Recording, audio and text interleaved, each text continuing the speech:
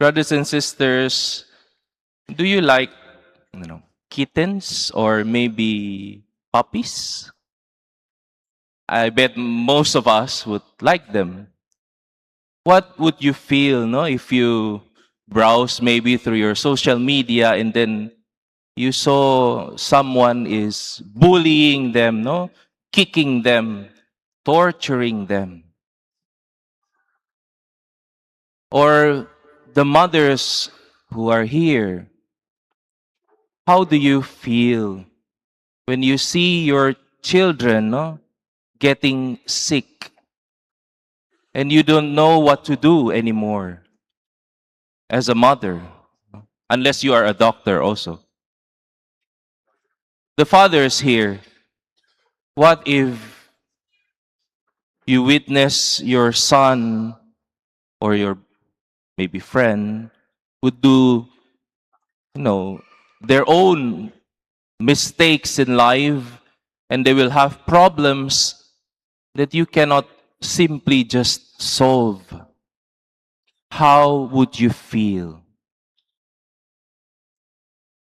The word in our gospel today describing how Jesus felt, Jesus' heart was moved with pity for the people of Israel whom he saw troubled and abandoned like sheep without a shepherd.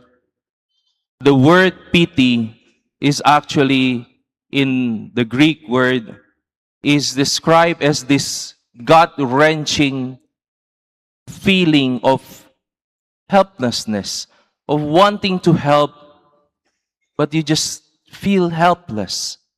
You just simply cannot do it. You want to help, you are pitying, you are angry, you're frustrating, because you simply cannot do something more in your own capacity. But Father, isn't that God is omnipotent? He is almighty. Why can't He just help them? No, just snap His finger, no, like Thanos, no, and then everything will be fine. You see, God's helplessness is not because He does not have the power. God's helplessness is because love cannot be forced. Love cannot be forced. And He creates us, you and me, so that we can have this loving relationship with Him, so that we can love Him. But love cannot be forced. You may experience this, no? No matter how good you are, no matter how handsome or pretty you are, or how diligent you are in pursuing someone that you love, but if they do not want, then they do not want. They cannot be forced. Therefore, that is one of the things that God has given to us, this great gift, but dangerous gift, that is the free will, the freedom to say no to God's love.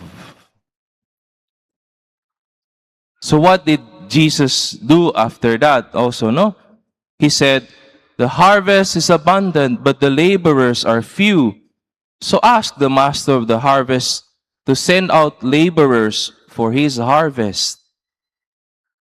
You see, He's not telling that I will send laborers, no, to do all this harvest. He is God, no? But He said, pray, no? Ask the master of the harvest to send out laborers for the harvest. What are these harvests? These are people who are ready, no? Who are ready to reply God's love, no? To accept God's love and salvation, to be saved. Maybe it's your wife, your husband, your parents, your children, your friends who are being lost. These are the harvest. And who are these laborers? No, it's not just the priest, no? It's not just the sisters or the bishop. Uh, it's not just the extraordinary ministers, which we are lacking today, only 3 of them.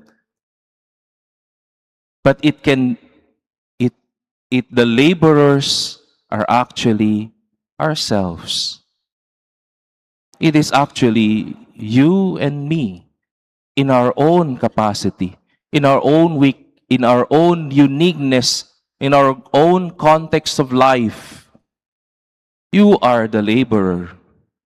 So ask the master of the harvest to call you, to tell you, where are you called to do the to do the labor of God? Is it in your house? Is it in your workplace? Is it in your school? Is it in the church? Ask the master of the harvest to tell you, where are you being called to serve? So that people can see the love of God. So people can see the salvation that God has prepared for you and me. Like I said in the beginning, God is almighty. He can do so many things. And He has done great things in that cross. He has prepared for us our salvation, eternal life, eternal happiness. Everything that you can ever imagine about heaven, it's beyond that. It is prepared for you. When our Lord went up to that cross and died for us to show us that He loved us and He has prepared that life for us. But it is up to us to accept that salvation. Like that mother with her sick child, even though the mother already prepared the best medicine, but the child should open the mouth and swallow the medicine. Therefore, my brothers and sisters, first, say yes. Say yes first to God's love and God's salvation in your life. And then if you see, no, that our country, no, even though I'm assigned in the Philippines, I'm following the news that Indonesia is not in a good term. Problems is looming everywhere, and we are all anxious about it. So, what are we going to do about it? No? Are we going to add to the problem and simply run away for our own salvation and our own good? Or are we going to be sent? Are we going to say yes to our Lord's invitation to be sent, to do everything in your own capacity, wherever you are, to tell the truth, to do not steal, to be honest, to be just, to heal every disease, every illnesses in our society, wherever you see it. That's the questions for us today. We are called like the disciples. The instruction of Jesus to the disciples today in the gospel is not just for them on that time, but it is also for us right now. Make this proclamation: the kingdom of heaven is at hand. The kingdom of heaven is already here. And if you are living in that kingdom, lies has no place. Dishonesty, unfaithfulness, sin do not have place in that kingdom. Do you want to live in the kingdom of heaven? Act like a member of that kingdom. Cure the sick. If you see the illnesses of our society, we are invited to do something in our capacity. Raise the dead. If you see someone who has lost their hope, who has lost their faith, you are called to resurrect their faith and hope and strength. Cleanse the lepers. If you see someone being stigmatized for their own past, for their own mistakes, forgiveness, and also to lift up our brothers and sisters who cannot do anything for themselves, who do not have voices in society. Drive out demons. They said evil will triumph when good men or women are silent. Do you want the evil one to win? Just be silent. Just do nothing. But if you want the kingdom of God to flourish wherever you are,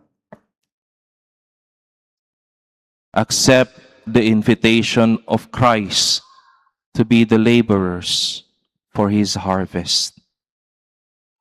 My brothers and sisters, last Friday, we celebrate the Sacred Heart of Jesus. And yesterday we celebrate the Immaculate Heart of Mary.